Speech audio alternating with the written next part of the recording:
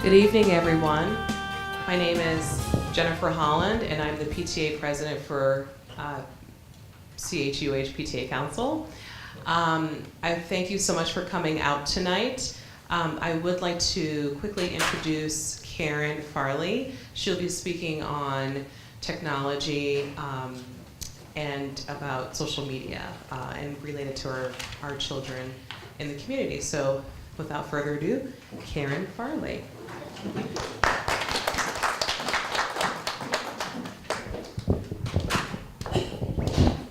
And we're going to try not to be too formal today, so just call me Karen. It's fine. So let's go ahead and get started. I'm sure you're here because maybe you have a child or a tween or a teen that seems to be very much invested in their electronic devices. Can I get a show of hands? Ah, perfect. Okay. Well, what I have found is, let me back up just a little bit and say that I'm a psychotherapist, and I see teens and young children and adolescents and indeed young adults who are very much invested in their devices. iPods, iPads, laptops, their smartphones. They talk about social media, endlessly about gaming, so all kinds of electronics and media. And I readily admit that I get my education about social media and electronics from who? The kids. Right? They keep me up to date on what's new, what's out there, etc., and what's the most violent and perhaps sexualized. They give me all of the skinny on all the latest things. So let's go ahead and get started.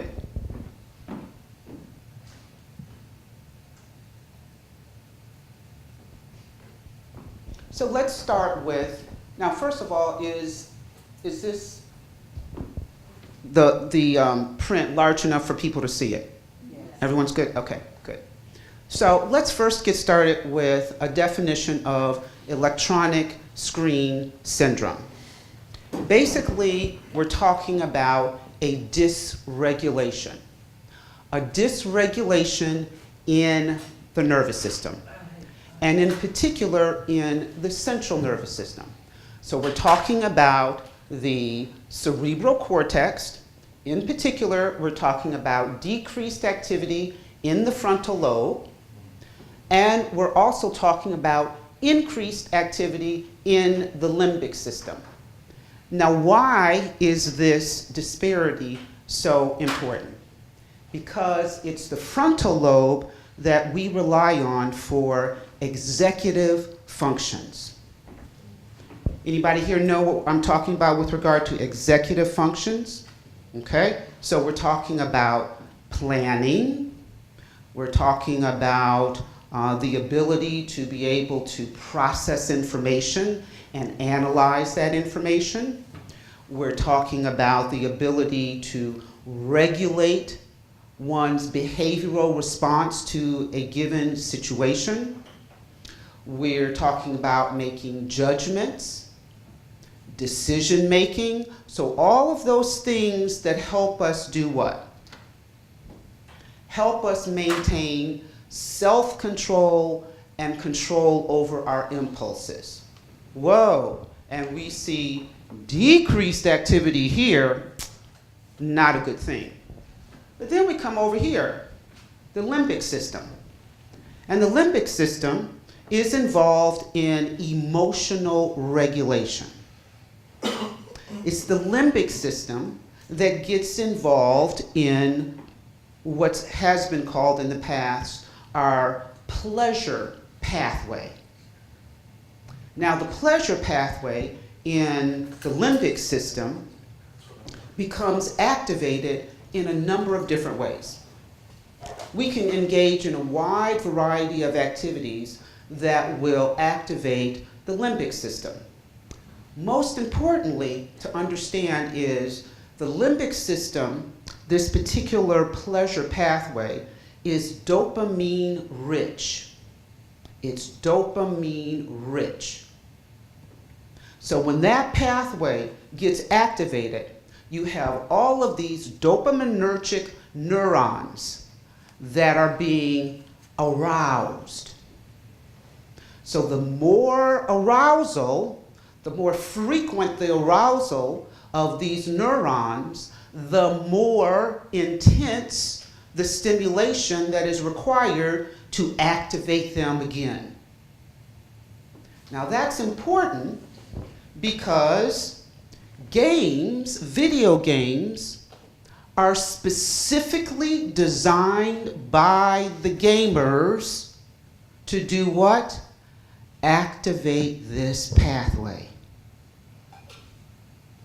So the designers of the games are setting up your children for hyperarousal of this pathway. It's not significantly different from the high that you get when you indulge in Godiva chocolate. It's not significantly different from the pleasure that you get during sexual intercourse. It's not significantly different from the high that you might get from riding a roller coaster. Same pathway is being activated. Doesn't matter the stimulation, doesn't matter if it's on screen time or, as I said, any of these other activities. Okay? Same pathways being aroused. Okay. Some of you may be familiar with DSM, Diagnostic and Statistical Manual of Mental Disorders. Okay? This is the Bible to psychologists and psychiatrists and psychotherapists and clinical social workers. This is what we use for making diagnoses. I want to say at the start that electronic screen syndrome has not been recognized by the American Psychiatric or the American Psychological Association. However, both associations have recommended that more research be performed so that we can get a better understanding of whether or not this particular problem, we'll say, is truly distinct from other mental disorders, or whether or not we're just looking at yet another factor that exacerbates clinical conditions.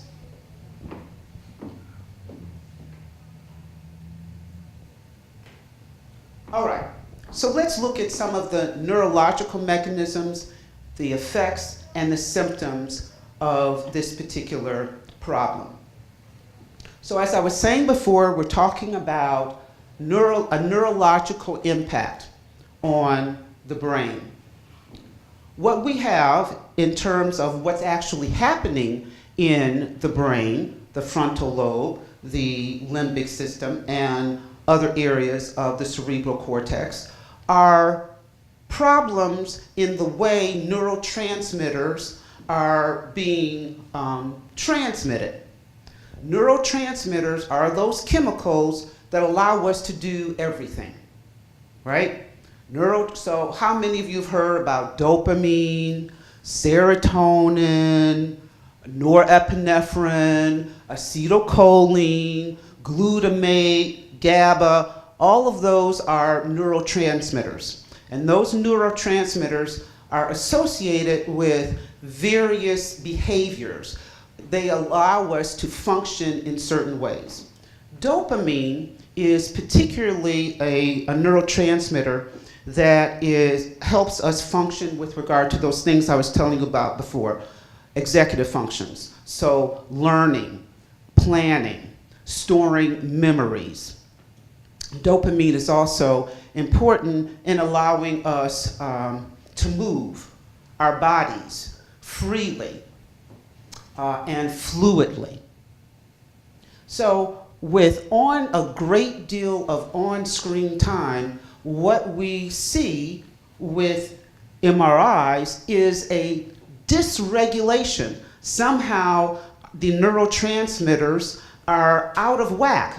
They're not being transmitted like they should or like we see in quote unquote a normal brain. This is a problem. Reduced blood flow to the frontal lobe. We've already said the frontal lobe is very important in executive functions, so we certainly don't want a reduction in blood flow to this area. Unnatural stimulation and light at night. What do I mean by unnatural stimulation? Okay? Sitting in front of a screen is not a natural way to stimulate either the mind or the body. More natural ways are getting outside, exercising, interacting with other people. That doesn't happen when you're sitting in front of a screen. So that's an unnatural way to stimulate the human body given the way it was designed. What about this light at night? How many of you know about the hormone melatonin? Okay? And your name again? Kirsten. Kirsten. Kirsten, tell us what you know about melatonin. So, I believe it regulates sleep. You're absolutely correct. You can take it in a form, but my sister's in sleep research, so. But it can help regulate, but usually they recommend only for, like if you have jet lag or to like re-regulate your sleep. You're absolutely correct. Okay, so you can get melatonin over the counter, right? But we don't really need melatonin because our body produces melatonin. Okay, melatonin, actually serotonin, is a precursor of melatonin. And melatonin is in fact the regulation of melatonin is activated by a particular gland, the pineal gland. And the pineal gland is sensitive to light. So, in the daytime, in bright light, the pineal gland requires that melatonin, the production of melatonin and release of melatonin shuts down. Whoa, now I'm awake. Bright-eyed and bushy-tailed. However, when the sun sets and now it's beginning to get dark, what happens? Increase production of melatonin and release of melatonin. So what happens to me? I start getting sleepy and eventually I go to sleep. The problem with a lot of exposure to screen time, especially during night. How many of you have caught your child or teenager with their computer, their laptop open, and that shiny light is just flowing throughout their bedroom? That's a problem. It's a problem because as far as the pineal gland is concerned, whoa, time to get up. Shut down that melatonin, and then your teen wonders why they wake up blurry-eyed, bags under their eyes. I didn't get very much sleep. No, you didn't get very much sleep because by having your laptop open or the PC computer or the PC on your desk, you were fighting against your body. You were creating an environment where your body thought, I'm supposed to keep you awake. So that's not good. Sensory overload, okay? How many of you have actually watched one of these video games? I will be perfectly honest with you. I can only watch them for maybe 2 or 3 minutes, and I literally get a headache. I literally get a headache. Everything is moving fast-paced. You know, there's things going on in every part of the screen. They talk about all these different levels, and everything is just bam, bam, bam, bam, bam. And I'm saying, what about character development? What about plot? So sensory overload. You don't even get an opportunity to really process the information that's you're being bombarded with. And then finally, sedentary behavior. That's an obvious one, right? If I'm sitting or standing, looking at a screen, am I really moving my body? No. I'm more or less a couch potato, desk potato, whatever, but I'm really not moving. Incidentally, literally decades and decades of research have told us that sedentary behavior leads to mood disorders.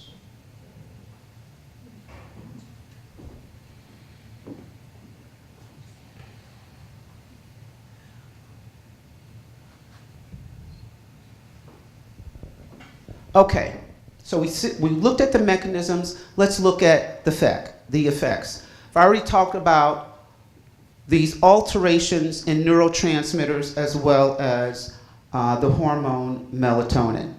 And we've talked then about the fact that based on these altered neurotransmitters, we have a disruption in sleep.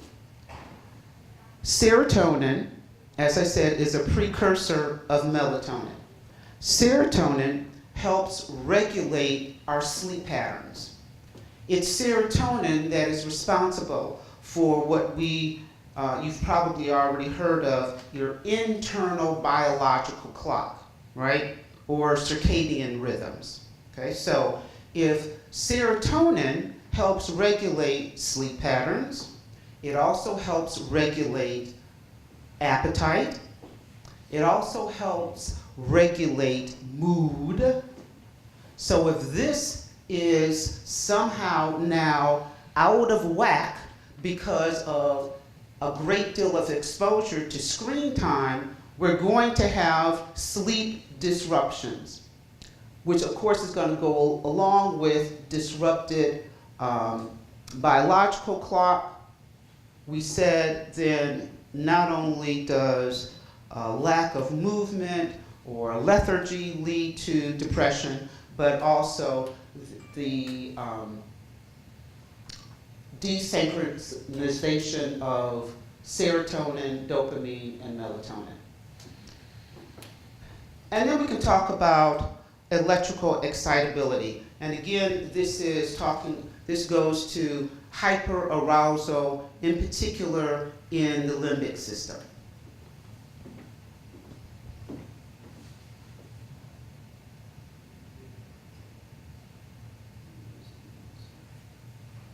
Okay. Some of these symptoms may seem very familiar to you. You may see some of these in your own children if, again, they're being overexposed to screen time. Things like inattention, poor impulse control, we've already talked about poor executive functioning, sleep, but sleep that really doesn't bring about any kind of restoration. It really isn't restful kind of sleep. Poor tolerance for frustration. Thinking is disorganized because, again, we've got poor blood flow to the frontal lobe, responsible for executive functioning. Again, we've already talked a little bit about mood dysregulation. So we've got depression, but also we see a great deal of irritability, as well as aggression, and then low energy.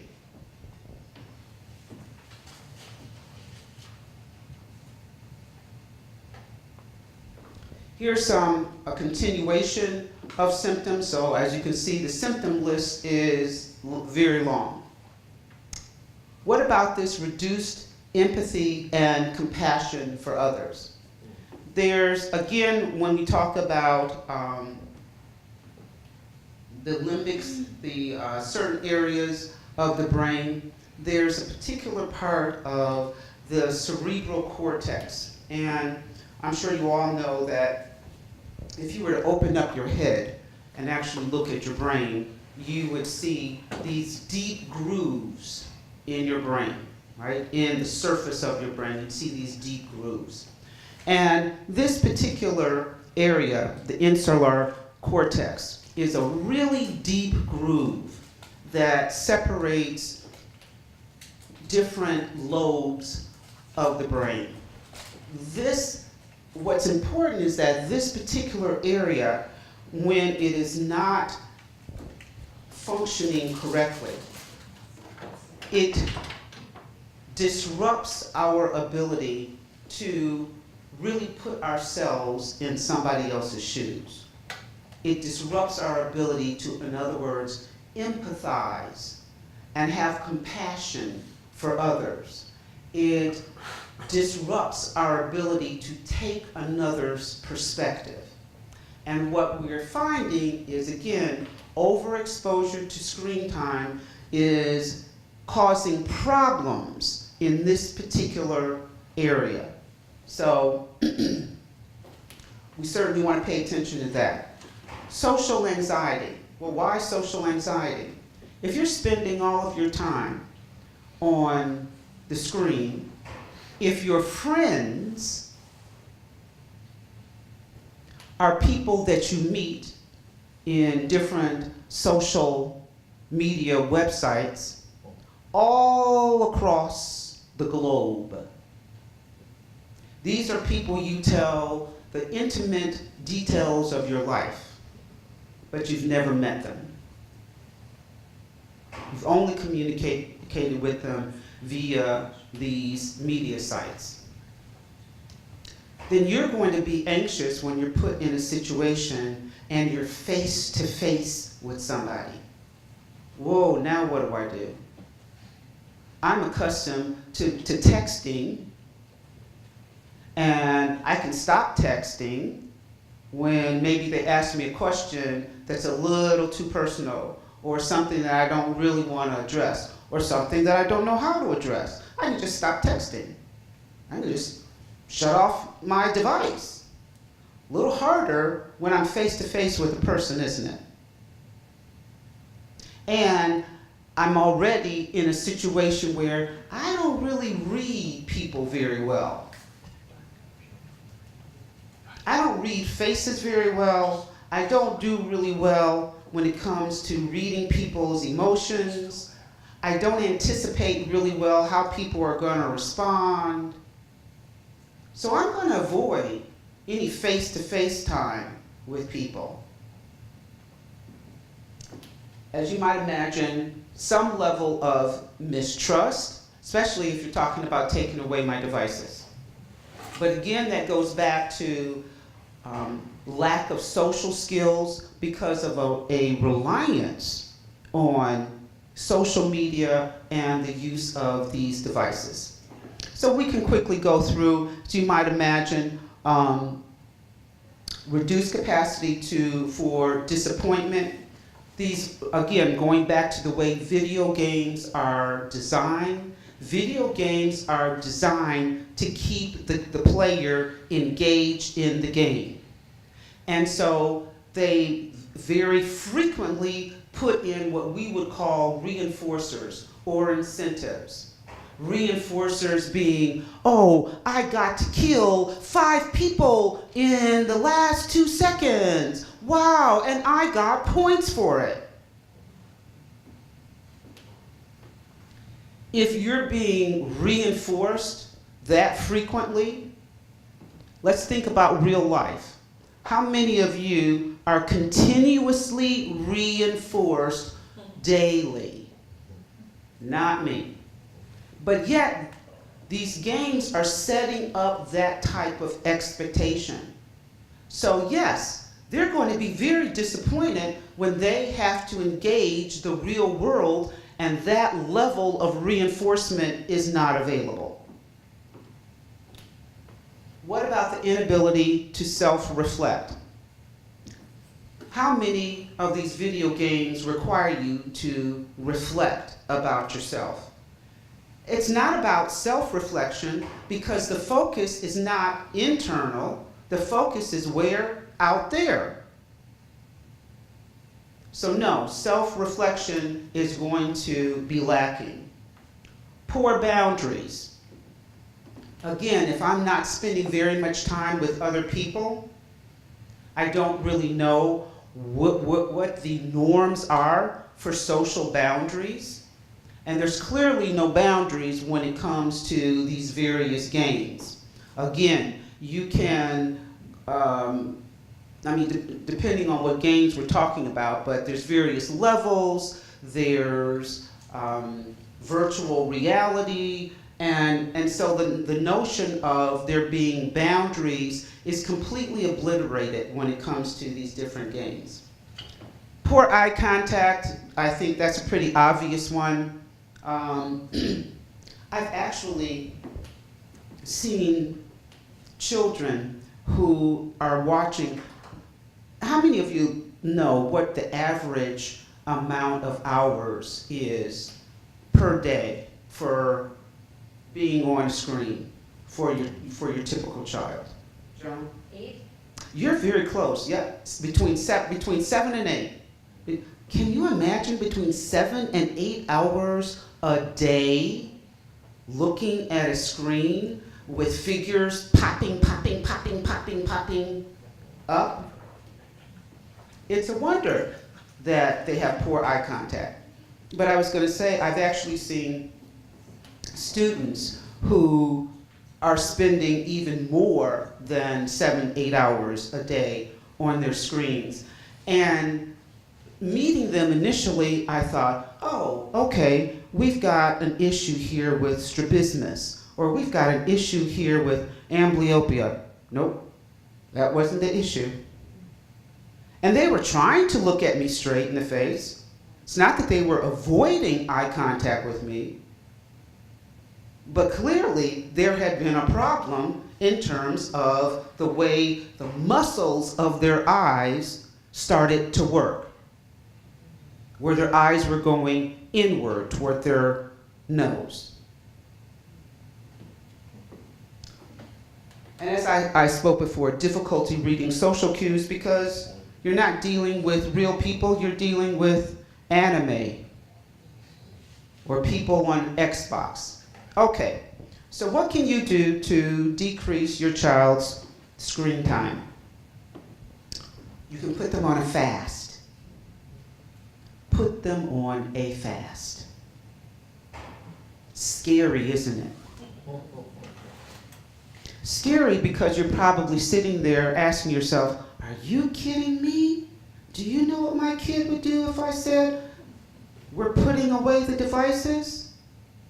So let's deal with that. We're talking about 3-week fast, but it's going to take you a month. A 3-week fast, but it's going to take you a month to do. Because the very first week is going to be your preparation week. First week is going to be your baseline week. Does everybody know what I mean by baseline? Okay? First week, you're not going to do anything to change the situation in your home. But you're going to record. You're going to record frequency, you're going to record duration, and you're going to record intensity of behaviors that you find problematic. So we're collecting data, and we're going to prepare that first week. So what do we need to do the first week? We need to define the problem and identify our goals. What do we want to accomplish? It could be something as simple as, I want to increase my son's academic performance. It could be, I want to decrease the frequency and intensity, and maybe even duration, of meltdowns when I say, it's time for dinner, put away your laptop, or it's time for dinner, put away your iPod or iPad, or get off the Xbox, or it's Saturday, time to do your chores. Get off the Xbox. I don't want my child arguing with me. I don't want them fighting me. I don't want them calling me names. I don't want them throwing things at me. Could be as simple as that. So as I said, we want to record baseline data. Here's something important. Get others on board with your plan. Now, why is it so important to get others on board with your plan? Because your child doesn't just interact with you, does he or she? Your child interacts with grandma, with aunts and uncles, with the neighbor next door, because the neighbor next door has a child close to your child's age and they're best friends, and your child goes over next door to play with the neighbor's son or daughter, etc. So if you're going to do a fast in your household, say no electronics for 3 weeks, and your kid during that 3-week period of time goes next door and they not on board with your program, do you think your child is going to be looking at electronics when they're playing with Johnny next door? Probably so. So you want to get Johnny's parents on board with you as much as possible, okay? The other advantage is there's power in numbers, right? There is power in numbers. And you know your child, just like every single child across the ages, has said, why do I have to do this? Nobody else does. Susie's mom lets her use her devices anytime she wants to. Why do you want to make my life a living hell? So if you have your child's parents on board, much more likely that there's going to be success. Not claiming that you're not going to have any resistance whatsoever. There's going to be some, clearly. But if you can tell your child or your tween or your teenager, well, you know what? Your best friend, so-and-so, they're implementing this at their house too. You guys can commiserate together. One step further in the right direction. Set a start date and create a schedule. Okay, so you've got to be committed. We want to give ourselves a week to prepare, and then after that week is over, we're setting a date to start. I'm going to go ahead just a little bit here. Okay, all right. So a schedule that looks something like this, right? Notice we start on a Monday. Of course you can start any day that you want, but Monday just seems like a natural day to start. For most people, they consider it the beginning of the week, so, with school and everything. So we start on a Monday. Again, our first entire week is nothing but preparation, okay? We start with telling our spouse that we're going to do this. Now, why is that so important? They might have to change their ways too. They may have to change. You're absolutely correct. And I'm looking around here at my audience, and I see, 2 guys. Just 2. Why is that significant, ladies?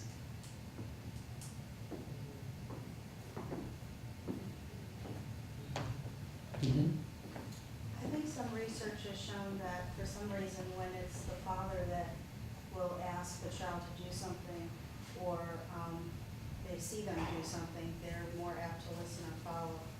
And I know it happens in my house. I can ask my child to do something just as sweet as pie, and my husband can say it the same way. And they don't hear me, but as soon as he says it, all of a sudden they've heard it. You're absolutely correct. And the other part of that is a lot of dads get into this technology too. And so you're likely to get some resistance from dad with this FAST program. He is more likely to be dismissive or to minimize what problems you may have seen in your child or tween or whatever the case may be. So it's important to get your spouse's cooperation and their commitment to this fast. Okay, and then we said, of course, we want to tell other caregivers. So if you have babysitters, you want to tell them, because when the babysitter is there, you don't want the babysitter to sabotage your plan. You know, like, oh, well, you're gone, you're at work, the babysitter's there, and when the babysitter's there, oh, sure, go on all your devices. You don't want that. Likewise, when your child is at somebody else's house, like we said, the neighbors, or aunts, or uncles, or grandmas, you don't want grandma or aunts and uncles to sabotage your plan. So you want them also to be on board with this fast.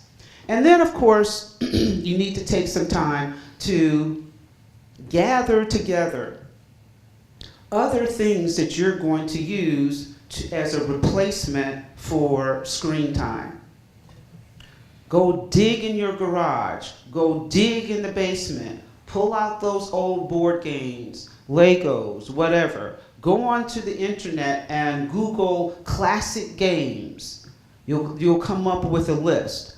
What happened to all of those art supplies that you bought 5 years ago? Did you ever pull them out and actually use them? Go find those art supplies. So what about the bike? Is the bike, still in the garage? Has it, been filled now with cobwebs because nobody has actually ridden the bike for several years? So pull out the bikes, not just the kids' bikes, but your bikes, so you can have family bike rides.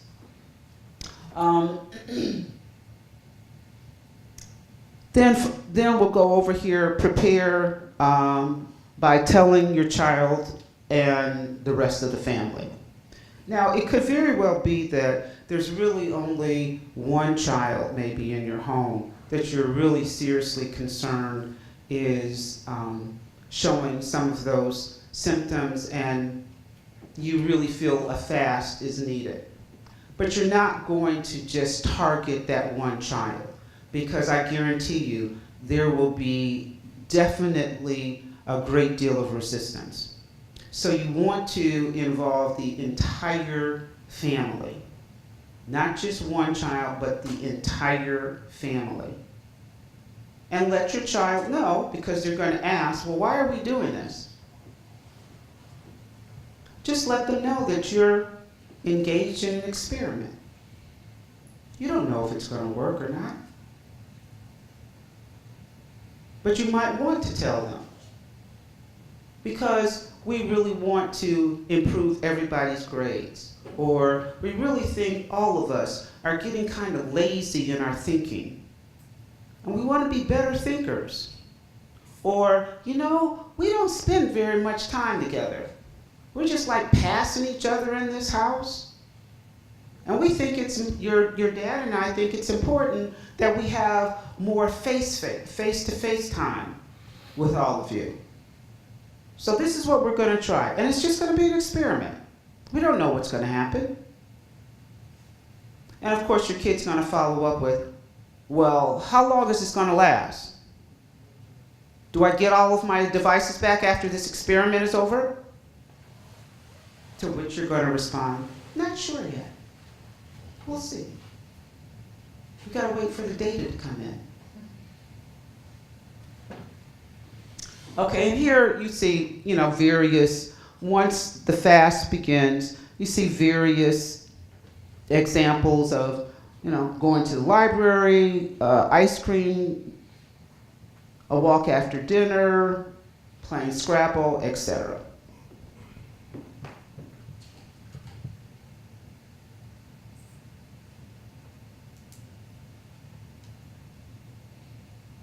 Okay. So what are the potential short-term benefits of this fast? Actually, before I go on to talk about short-term benefits, I was talking about some children's rather extreme responses to being told we're going to go on a fast.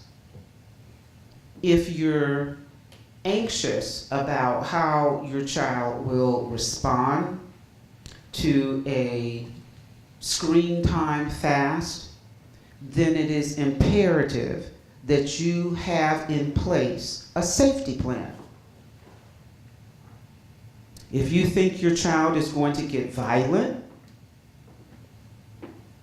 then you need to have other adults present when you tell your child, this is what we're going to do. I would not give a child a great deal of leeway in telling them. So don't tell them at the beginning of preparation week 1, oh, this is what we're going to do in 7 days. I took it off. But give them about 1 to 2 days notice that this is what you're going to do. And then use the last day before you actually start the fast to do a thorough, complete sweep of your home, garage, car, of all devices. All devices. That's looking under beds, crawl spaces, attics, basements, etc. Because invariably there's going to be some old device that you forgot because they haven't used it for X amount of years. But once you do a fast, they'll remember where it is. Oh, yeah, it's under my bed. And they'll be able to get it to work again. You won't, but they'll be able to get it to work again. Okay, so you want to do a thorough sweep. And like I said, put a safety plan in place if you really believe that your child might have a very strong, aggressive reaction to the situation. And if you're fearful of that, that's probably all the more reason to have a fast. Okay, so potential short-term benefits. We've been talking about the fact that we've got reduced activity in the frontal lobe. So with this, what we have seen are changes in mood, happier kids, changes in cognition, better focus, better attention, better concentration. Behaviorally, we've seen children who are less impulsive, much more compliant, and much more willing to socialize. I've done my own informal survey, if you will, of several students that I work with where their parents have instituted a fast. And I have to say with 100%, and this has been across the age groups. So I've had some who were 10 and 11, some who were 17, 18, and 19, and some who were slightly older, like in their early 20s. And without exception, all of them have said, boy, I really hated it at first. Fought my parents tooth and nail. But I think it's better. I'm better. I'm not spending as much time in front of the TV with, gaming.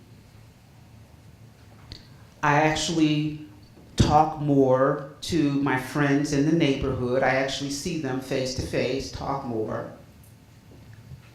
I'm more active.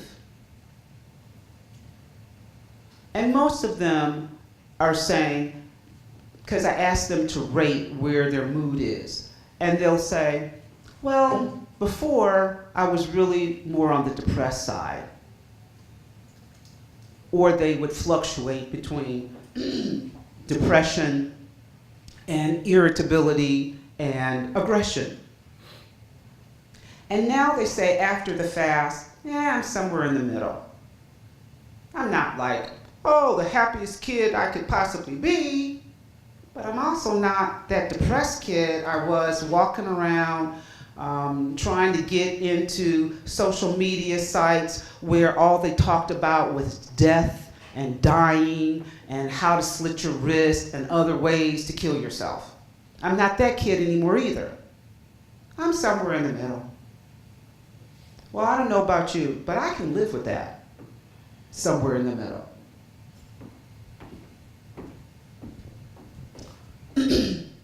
Better rested and, as I said, more active because they're not spending all of their time with the screen and they don't have the effect of that light at night that we talked about. In general, their households are far less stressed because they're not arguing about video games, they're not arguing about screen time, and in general, it's just a better functioning household and people are getting along better and they're actually talking to one another, not having their heads in a screen all the time. And as you might imagine, if you've got a somewhat happier kid, less depressed, less suicidal, less irritable, fewer meltdowns, less volatile in terms of mood, then the use of medication can also decrease. And then we can also look at the potential long-term effects of this. Again, now we're talking about actual improvement in frontal lobe development. How many of you realize that frontal lobe development continues up until early 20s? Okay. So again, better mood regulation and the ability to manage their own stress by being able to analyze the situations they're in, look for triggers, and then be able to take the necessary steps to calm themselves. Certainly we can see improvements in academics and creativity, certainly for our older students with improved academics. They can also be better able to optimize their career choices, their career paths, make decisions about that. In general, better ability to think more in depth, to think analytically and critically, more responsible in terms of their behavior. We talked about empathy. So when we're talking about having a fast and significantly reducing screen time, then we're talking about a child then who, because of having more face-to-face time and taking others' perspective, can be more empathetic. And along with that, better relationships and better self-esteem. With all of this also comes, because we were talking about the dysregulation in hormones and neurotransmitters, so in general we're going to have a system that operates and runs better. So an entire central nervous system that, as well as peripheral nervous system that just functions better. Better weight and heart because we're not sitting down, we're actually getting up, moving around. Avoids or minimizes the risks associated with long-term use of medication, and that's another presentation in and of itself, all of the different risks associated with taking medication, especially psychopharmaceuticals long-term, and in general, less strain in the family, so we can look at different dyads in the family, the marriage dyad, as well as sibling relationships. In both instances, there's improvement. Any questions? Yes. So I have two. One is, well, I have one comment. Next week is screen-free week, actually. So Wonderful. yeah, it starts I think on Sunday. So if you want like more ideas and information, you can go to screenfree.org, and that's for families who maybe don't have this syndrome, where you're not quite there. It's not that bad for you, but you still know that you want to reduce screen use. So they try to get people to stop using electronic screens for entertainment. So Okay. recognizing that some people might need to use them for work, communication, etc. So that leads to my question. So for a lot of people who might not feel like they need the full fast or whatever, because they're not, it's not that serious. It's serious, but it's not maybe extreme yet for them. A lot of people send kids to school with their phones so that they can communicate with them, about where they are picking up, what they're doing. So how would you recommend, how do you help parents measure and control phone usage? Okay. Even outside of a fast, Okay. or a tablet usage, like, and if they're going to go to a party with their friends, like, how do you get them to not all be on their phones when they're at a birthday party or, out with their friends? How do you manage that stuff? No smartphone. Just a plain phone that you use for communication alone, not to get on the internet, not to use for gaming, just a plain old ordinary cell phone. What if they already have one? What, a smartphone? Yeah, what if they already have one? Well, that would be your choice in terms of getting them just a plain old flip phone and taking the smartphone away. It really does depend on your teen or child and whether or not you think there's a problem, an issue. Again, I really would approach it not just for the sake of my child, but for my own sake and for my spouse's sake as an experiment. See what happens. What if you don't even have a child that you think is significantly problematic with any of this? And maybe you don't want to do it for 3 weeks. What if you did it for 2 weeks? And you said, you know what? Really, family, this is just going to be an experiment. We're just going to see what happens. Now, we talked about collecting baseline during week 1, which is preparation. And I should have mentioned, we're going to continue to keep a record of those target behaviors that you're looking to have some change on. You're just going to continue recording during that 3-week period where you're fasting. Because you want data. You want to see, is there a reduction in meltdowns? Is there an increase in homework not only being done but actually being returned to the teacher? You just want to see. And it will be based on your data, hardcore data, not emotions, but hardcore data that you will make your decision on.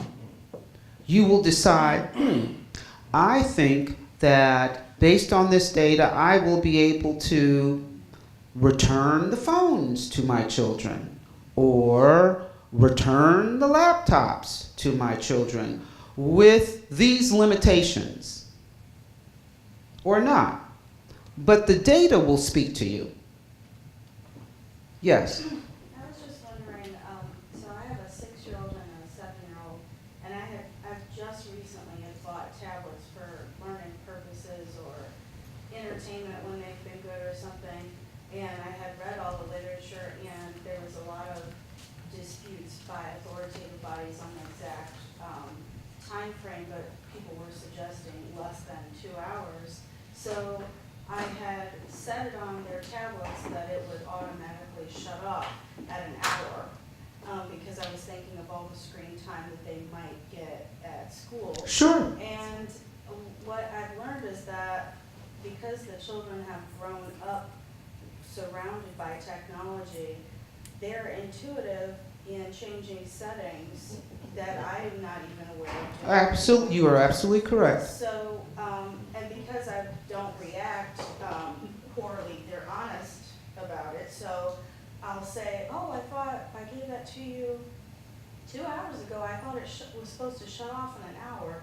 And they'll say, oh, look, Mommy, I figured out that I can go in and I can log in under my sister and steal her time. Yes. And time. Oh my goodness, have I heard that so many times?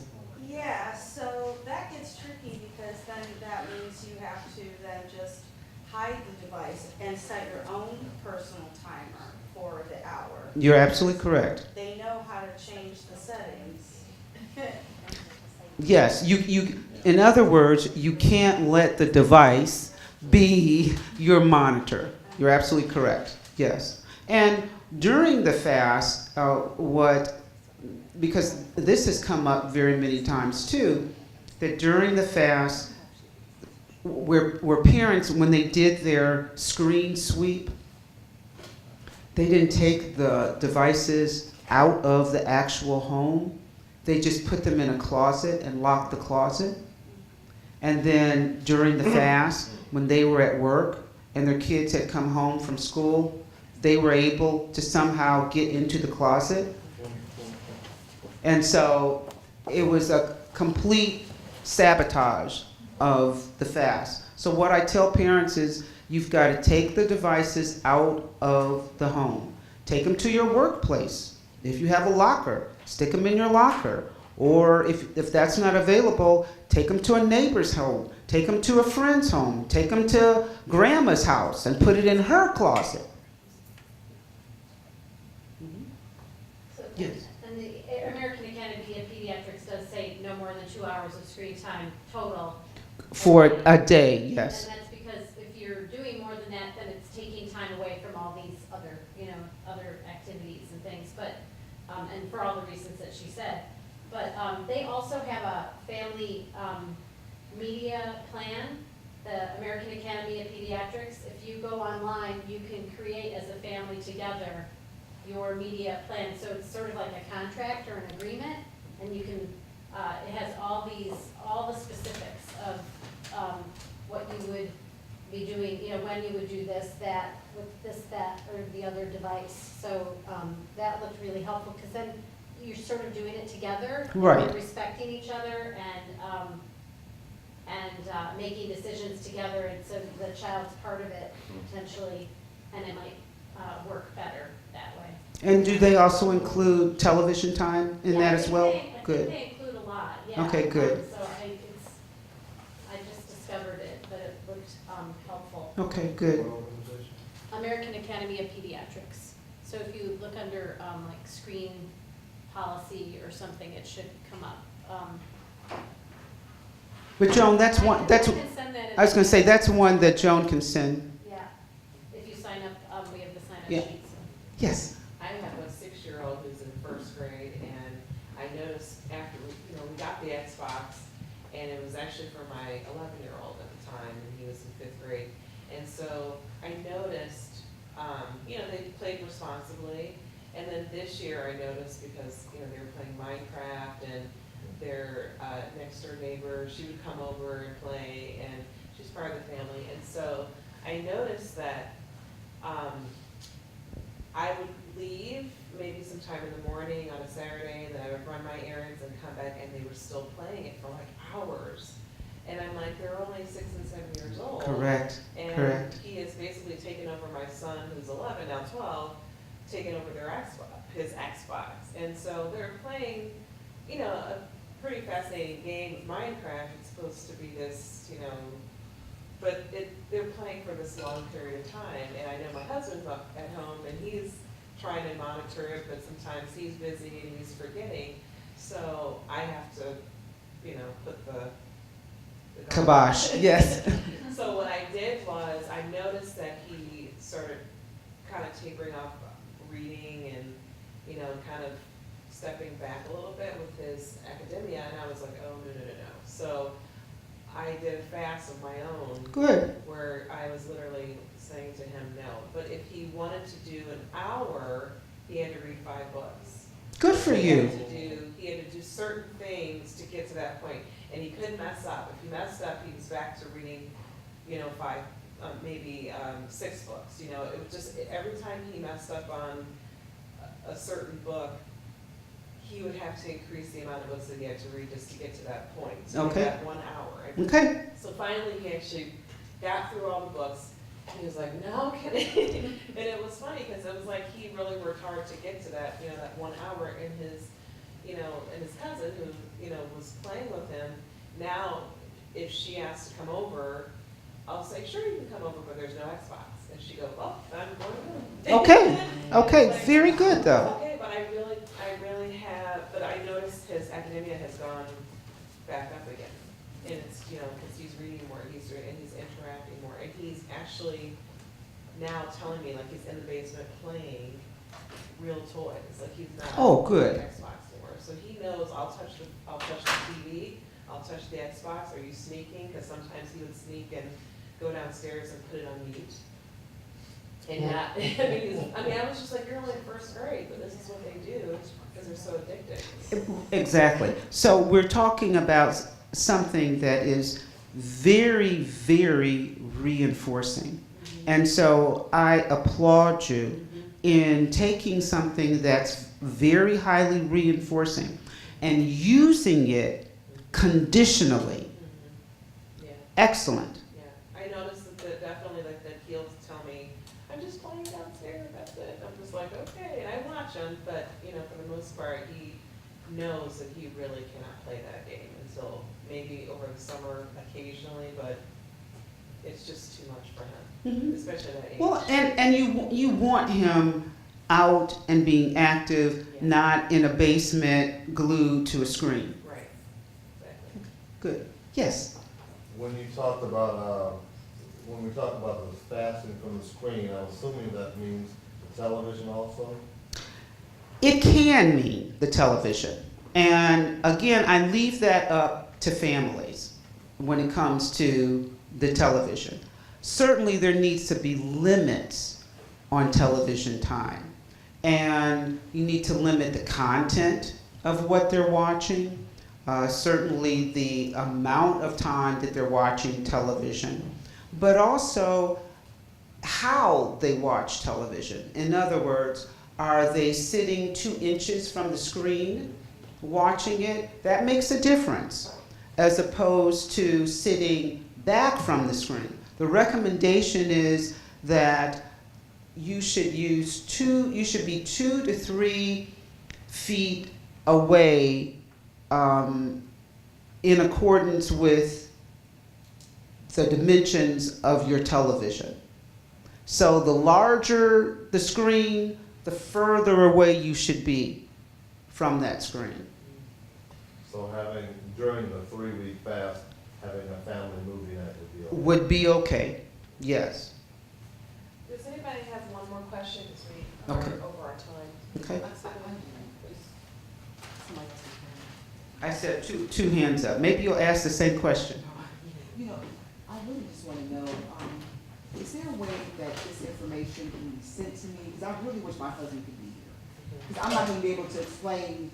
There is, the gentlemen in the back are videotaping, so I understand that it's a YouTube It's gonna channel. be, on the district's YouTube channel, so it takes them a little while to edit or to get it up there, but in a few weeks, it will be available for the long term on the district's website Okay. and on their YouTube channel. Okay. So, and then, I'm just even thinking of asking someone to write an article, for the district about some of it, just for us to put up, but we can give hopefully on the video, maybe provide links to some other websites for help too, because, yeah, and there's, Yeah. yeah. I just had a question, I Yes. came in a little late. The negative effects that were at the beginning of the presentation, does that apply to just TV? Because I don't have video games at home. I cut off YouTube because I felt like those YouTube videos where they open the toys were totally addictive and they just do on it. It was weird. So no YouTube. They just watch like kid TV, not like SpongeBob, but Dora the Explorer things. But even there, I feel like If you're talking about, and I'm going to say, old-fashioned kid shows, I mean the kind of shows where there was some plot development, character development, that's okay. But again, you know, limited. You don't want them sitting for hours and hours and hours watching, you know, Dora or The Little Mermaid or whatever the case may be.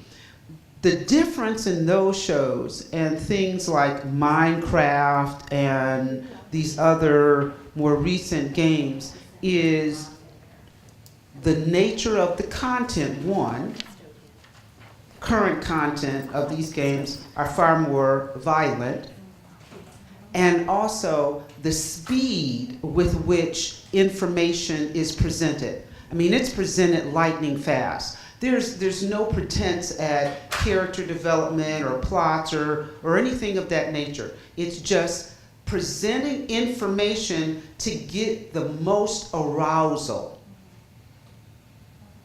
And that's the problem.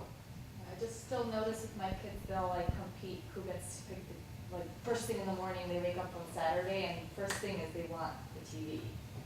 So I still think that there's some kind of addictive proponent to it. I don't allow my kids to watch TV in the morning.